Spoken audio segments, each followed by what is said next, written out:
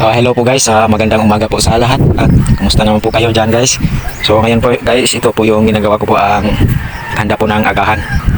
So balit, ito na po yung naisip kong agahan ngayon. Sa ngayon po guys, sinubukan ko na lang po ito.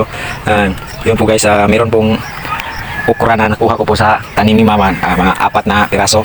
Pinakuluan ko po tapos naisip ko po nga, lalagyan ko na lang po nung tanglad at saka yung bahaw na kanin.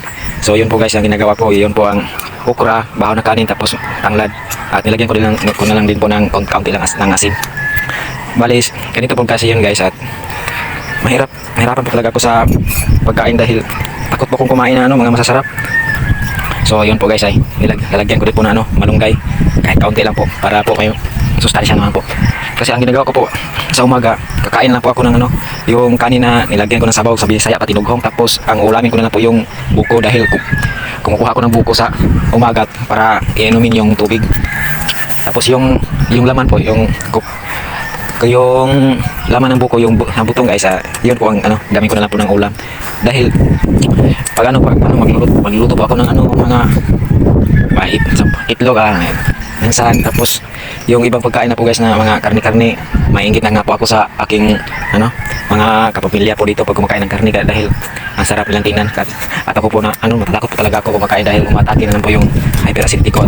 Maisip ko po nga mangyayari.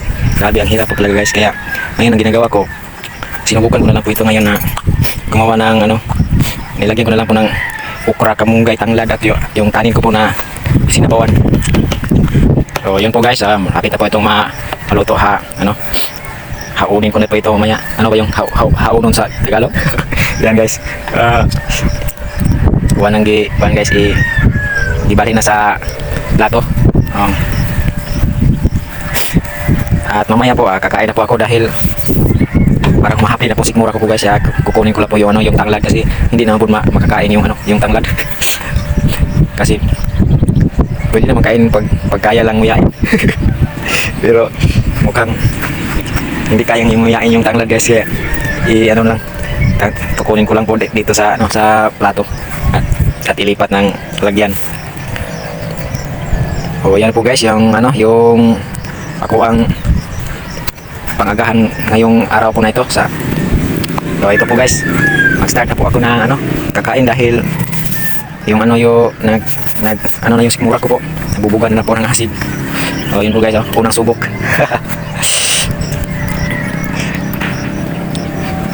Masarap naman po pero kahit ganyan lang po, tiis-tiis na lang po muna dahil hindi ko po talaga kaya pang kumain yung mamantikain. Kaya tiis-tiis na lang po na kumakain ng ganitong pagkain para ang importante lang para sa akin healthy po. Ngayat na nga po ako nga ngayon guys dahil sa mga pangyayaring hindi inasahan na dumarating. Hindi po talaga alam yung mangyayari sa ating buhay. Grabe, inatake lang ako ng stress tapos nagkaganito na po ako. Dati laki ng katawan ko, ngayon ngayat na po ako. Gusto ko naman din pong kumain ng marami pero kaso lang grabe, sobrang bigat ng aking katawan na umatake yung acid ko po. Ang tagal ko po kasi dito na hindi ko po ito na napagamot. Kaya habang tumatagal po lalong lumalala. Yan po guys, may yung lasa, pinag-iisip yung so kain po tayo guys, kain po tayo so yun po guys, yung ginagawa ko po ngayong umaga po na to sa amin dito sa probinsya. At sana naman po sa pagkain ko na po ito at hindi atake yung hyperacidity ko po. At sana naman maawa din po yung may kapal na maging malakas ang katawan ko po dahil sa pagkain po na ito. Okay, so papasalamat lang po ako sa Panginoon guys na binigyan pa ako ng lakas loob para labanan po ang mga pangyayari sa akin. So ito po yung kaunting buko lang po yan guys, kaunti lang yung laman sa buko na nakuha ko po. Pagsabay ko lang po ito sa pagkain dahil pag mamaya ko pa rin po kakainin na po yung sikmura ko po, kaya sinesabay ko na lang po ito.